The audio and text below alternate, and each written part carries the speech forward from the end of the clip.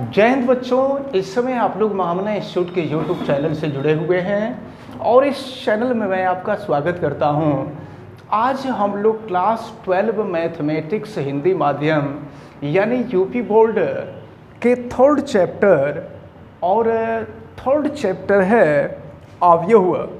उस अवयव की प्रश्नावली 3.2 को हम पढ़ने जा रहे हैं और 3.2 से रिलेटेड कुछ फार्मूले हैं। जब हम क्वेश्चन आपको बताएंगे तो उससे रिलेटेड जो इम्पोर्टेंट फार्मूले होंगे उन फार्मूलों को हम आपको बता देंगे।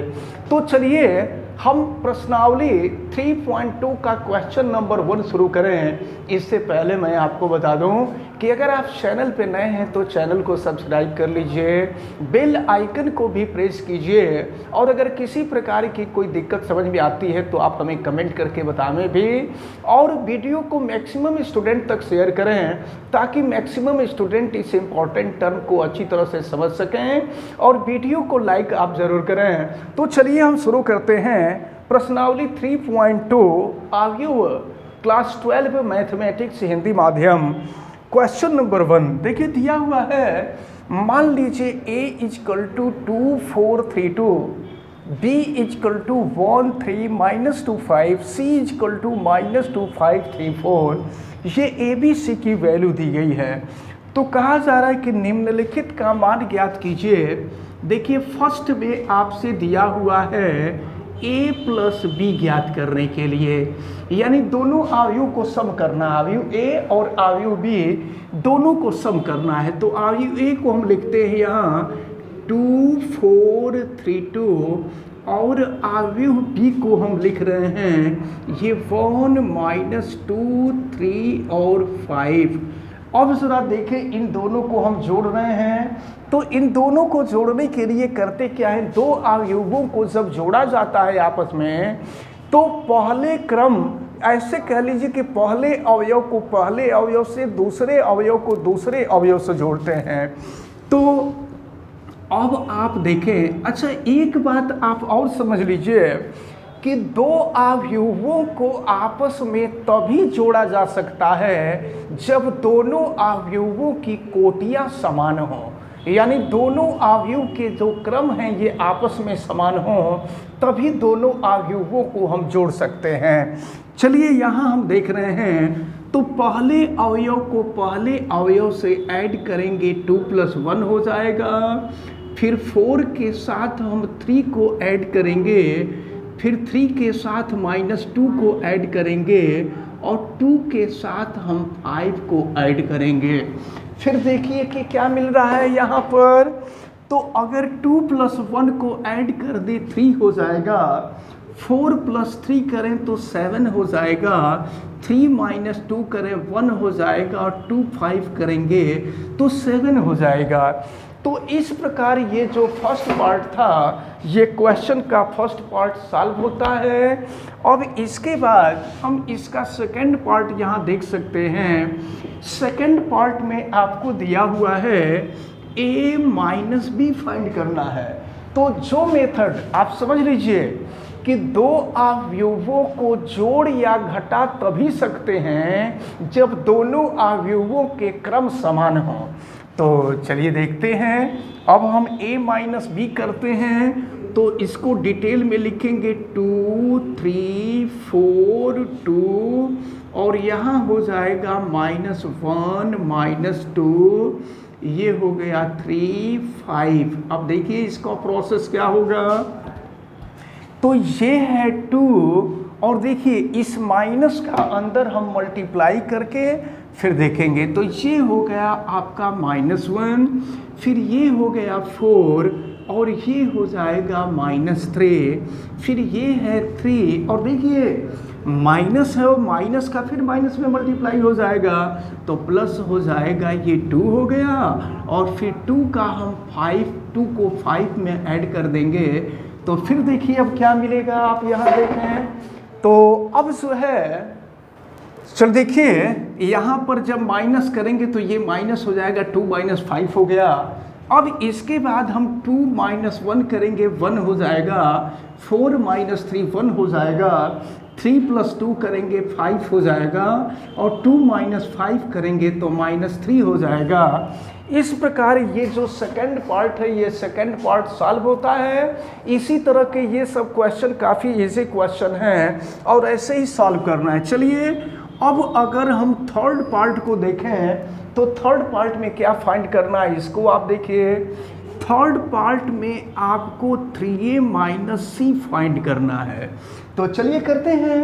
तो इसका मतलब कि अवयव a में मल्टीप्लाई होगा 3 से, तो चलिए 3 से मल्टीप्लाई कर देते हैं अवयव a को। तो अवयव a दिया है 2 है, 4 है, 3 है, 2 है, और माइनस हम कर देंगे c। तो देखिए c की वैल्यू क्या है, -2 है, 5 है, 3 है, 4 है। अब देखिए तो सबसे पहले हम लोग करेंगे क्या कि इस 3 का सब में मल्टीप्लाई करेंगे। जब मल्टीप्लाई होता है ना तो प्रत्येक अवयव के प्रत्येक अवयव में उस संख्या से मल्टीप्लाई किया जाता है। चलिए मल्टीप्लाई करके देखते हैं। 3 का 2 में 6 हो गया, 3 का 3 में 9 हो गया, 3 का 4 में 12 हो गया, 3 का 2 में 6 हो गया।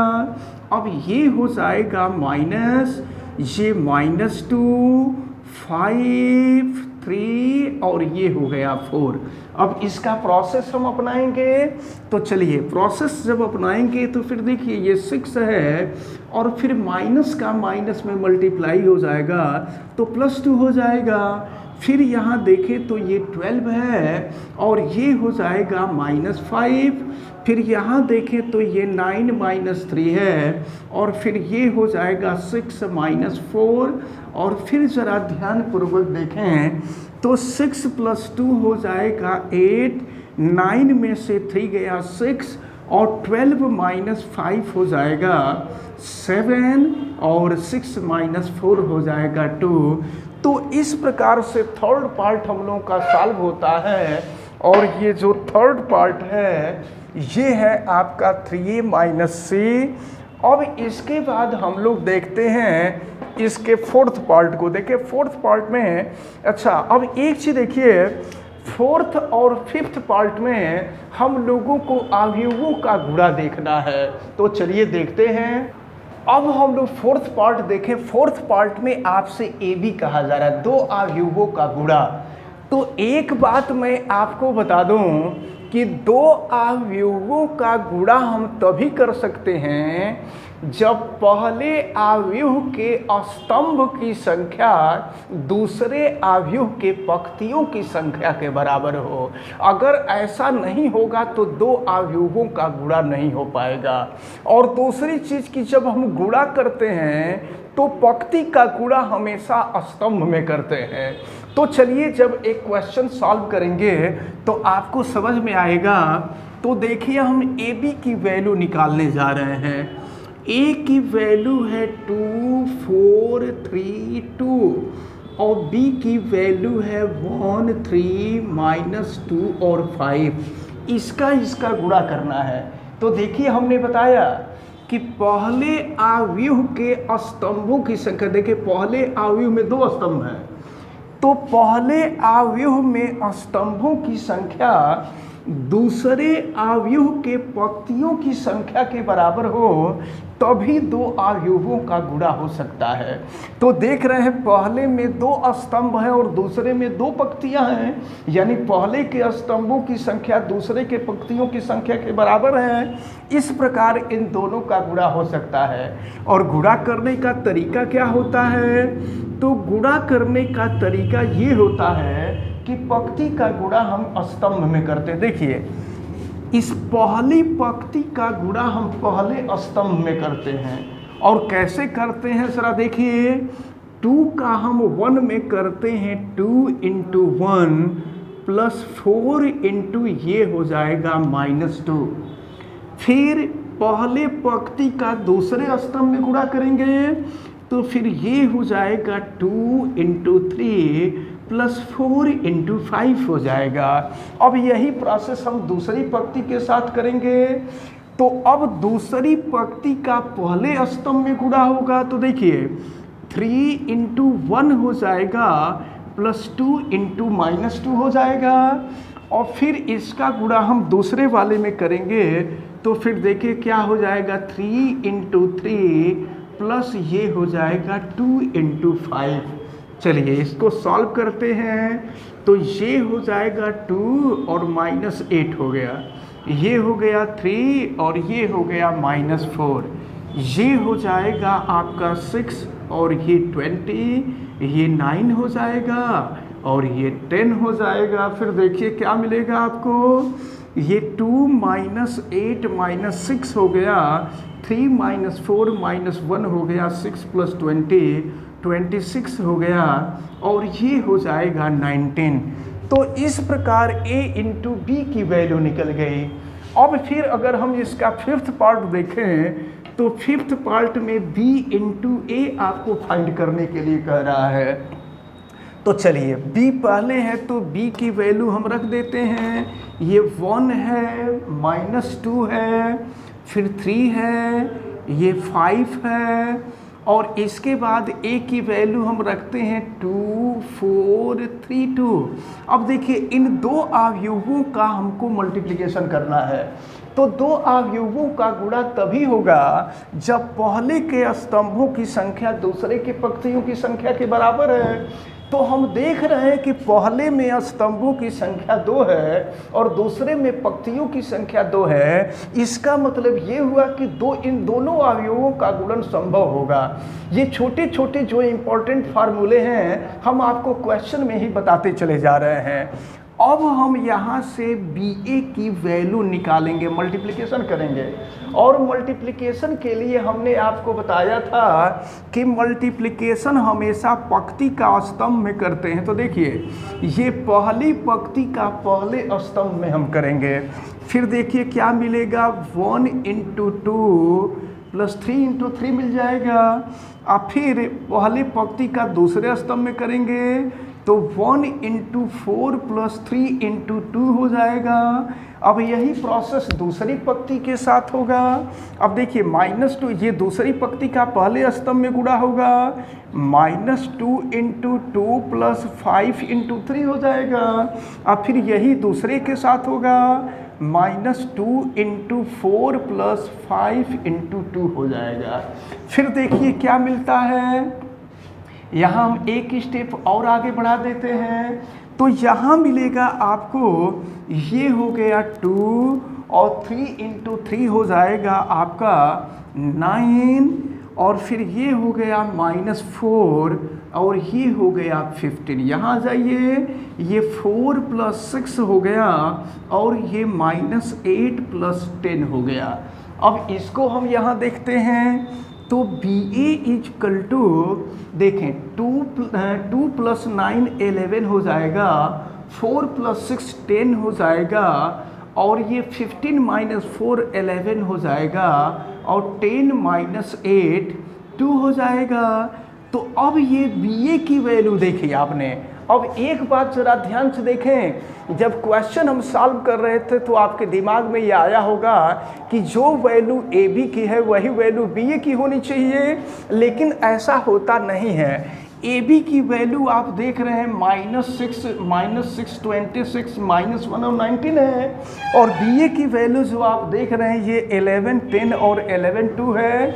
तो ये कोई आवश्यक नहीं है, कभी कभी ये इक्वल भी हो जाता है और कभी कभी इक्वल नहीं भी होता है।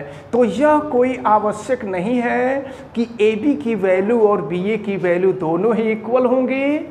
चलिए अब हम लोग क्वेश्चन नंबर 2 को देखते हैं। क्वेश्चन नंबर 2 में दिया है निम्नलिखित को परिकलित कीजिए। तो देखिए क्या परिकलित करना है, ये पहला अवयव है, ये दूसरा अवयव है और बीच में प्लस है, इसका मतलब दोनों अवयव को जोड़ना है। तो जोड़ने का प्रोसेस आपको पता ही है कि पहले अवयव के पहले अवयव को दूसरे अवयव को के पहले अवयव से, तो जो जोड़ने का तरीका है वो यही होगा। और चलिए हम इकट्ठे यहाँ लिख देते हैं, ज़रा देखिए आप ध्यान दीजिए। यहाँ A है और यहाँ A है तो A + A करेंगे 2A हो जाएगा। इसी तरह से यहाँ B है और यहाँ B है तो B + B करेंगे 2B हो जाएगा। यहाँ देखिए -B + B कैंसिल हो जाएगा तो ये 0 हो जाएगा। और a प्लस ए अगर करेंगे तो ये 2a हो जाएगा। तो ये जो है फर्स्ट पार्ट का आंसर रहा। अब हम सेकंड पार्ट को देखते हैं, सेकंड पार्ट में क्या करना है। सेकंड पार्ट में अब यहाँ भी प्लस ही करना है, तो चलिए हम प्लस करके यहाँ लिख रहे हैं। देखिए क्या मिल रहा है, तो ये है आपका a square plus B square, और पहले वाले से जोड़ देंगे तो ये हो जाएगा प्लस 2ab, और फिर दूसरे वाले पे आइए तो B square plus C square plus 2bc हो जाएगा। फिर यहाँ देखिए अगले अवयव को, तो ये हो गया a square plus C square minus 2ac, और फिर इसको देखें तो a square plus B square minus 2ab हो जाएगा। और चलिए फिर हम देखते हैं, एक स्टेप और आगे बढ़ते हैं। यहाँ देखिए a square plus B square plus 2ab, आपको पता है कि यह a प्लस बी का होल स्क्वायर होता है। यहाँ कर दिए। यहाँ देखिए B square plus C square plus 2bc, ये हो जाएगा आपका b प्लस सी का होल स्क्वायर। यहाँ देखिए a square plus C square minus 2ac, ये हो जाएगा आपका a माइनस सी का होल स्क्वायर, और a square plus B square minus 2ab, ये हो जाएगा आपका a माइनस बी का होल स्क्वायर। तो ये सेकंड पार्ट का आंसर रहा। ये सेकंड पार्ट भी आपका सॉल्व हो गया। अब हम लोग इसके थर्ड पार्ट को देखते हैं। थर्ड पार्ट में नॉर्मली ऐड करना, देखिए यहाँ प्लस लगा हुआ है, तो सामान्य तरीके से इसको जोड़ना है। तो चलिए हम लिखते चले जाते हैं। ये देखिए -1 प्लस 12, एक ही स्टेप में हम कर देते हैं। तो -1 प्लस 12 11 हो जाएगा, 4 प्लस 7 11 हो जाएगा, -6 प्लस 6 0 हो जाएगा। और फिर यहाँ देखते हैं 8 प्लस 8 16 हो जाएगा, 5 प्लस 0 5 हो जाएगा, 16 प्लस 5 21 हो जाएगा, 2 प्लस 3 देखें तो 5 हो जाएगा, 8 प्लस 2 10 हो जाएगा, और 5 प्लस 4 9 हो जाएगा। इस प्रकार इन दोनों अवयवों को हमने जोड़ा तो ये सलूशन निकला, ये इसका आंसर हो गया। अब इसके बाद हम फोर्थ पार्ट को देखें। चलिए फोर्थ पार्ट को हम लिख रहे हैं, ज़रा देखिएगा आप। ये cos square x plus sine square x हो जाएगा। तो cos square x plus sine square x 1 होता है, आपको पता है। फिर यहाँ sine square x plus cos square x हो जाएगा, ये भी 1 हो जाएगा। फिर sine square x plus cos square x हो जाएगा, ये भी 1 हो जाएगा। और cos square x plus sine square x, ये भी 1 हो जाएगा। तो इस प्रकार क्वेश्चन नंबर 2 का फर्स्ट, सेकेंड, थर्ड और फोर्थ पार्ट भी सॉल्व हो गया। फिर आगे बढ़ते हैं। चलिए अब हम क्वेश्चन नंबर 3 देखते हैं। क्वेश्चन नंबर 3 में दिया है निर्देशित गुणनफल ज्ञात कीजिए, यानी नीचे जो गुणनफल दिया हुआ है इस गुणनफल को आपको प्राप्त करना है। देखें अब यहाँ पर अवयव ए और बी अलग अलग नहीं दिया हुआ है, ये पहला अवयव है, ये दूसरा अवयव है। इन दोनों अवयवों का हमें गुणा करना है, और दोनों अवयवों का गुणा करने का प्रोसेस हमने बताया था कि दो अवयवों का गुणा तभी होगा जब पहले अवयव के स्तंभों की संख्या दूसरे अवयव के पंक्तियों की संख्या के बराबर। देखिए स्तंभ की संख्या 2 है, पंक्तियों की संख्या 2 है, गुणा हो जाएगा। और गुणा करने का मेथड हमने बताया कि पंक्ति का गुणा हम स्तंभ में करते हैं।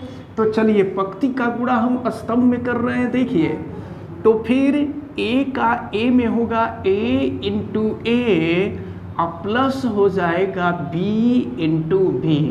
फिर देख रहे हैं अब a का माइनस b में होगा, और फिर b प्लस b का a में हो जाएगा। फिर देखते हैं अब हम दूसरे पंक्ति का मल्टीप्लिकेशन करते हैं। तो देखिए क्या होगा, माइनस b का a में होगा, प्लस a का b में हो जाएगा। और फिर दूसरे वाले में आइए, माइनस b का माइनस b में होगा, और प्लस a का a में हो जाएगा। चलिए करते हैं गुणा और देखते हैं क्या मिलेगा। ये हो जाएगा a into A square plus b into B square हो जाएगा। यहाँ देखिए ये हो गया माइनस ए बी प्लस हो गया ए बी, और यहाँ भी हो जाएगा माइनस ए बी प्लस हो जाएगा ए बी, और यहाँ minus into minus B square हो जाएगा और प्लस ए इंटू ए हो जाएगा ए स्क्वायर। तो फिर देखिए क्या होगा, ए बी से ए बी कैंसिल हो जाएगा और फिर ये मिल जाएगा आपको ए स्क्वायर प्लस बी स्क्वायर, यहाँ ज़ीरो हो जाएगा, यहाँ ज़ीरो, और बी स्क्वायर प्लस ए स्क्वायर को ए स्क्वायर प्लस बी स्क्वायर लिख सकते हैं। तो इस प्रकार इन दोनों अवयवों का गुणा हुआ। अब ज़रा इसका हम सेकंड पार्ट देखते हैं, ये फर्स्ट पार्ट था, अब इसका हम सेकंड पार्ट देखते हैं। और सेकंड पार्ट में दिया हुआ है 1 2 3 1 2 3, और दूसरा जो आपको दिया हुआ है ये है 2 3 4। तो चलिए देखिए इन दोनों का गुणा करना है। एक चीज़ बता दें कि ये होता बहुत आसान है, लेकिन बच्चे इसमें बहुत कंफ्यूज होते हैं, उनको समझ में ही नहीं आता है किसका मल्टीप्लिकेशन किस में करें।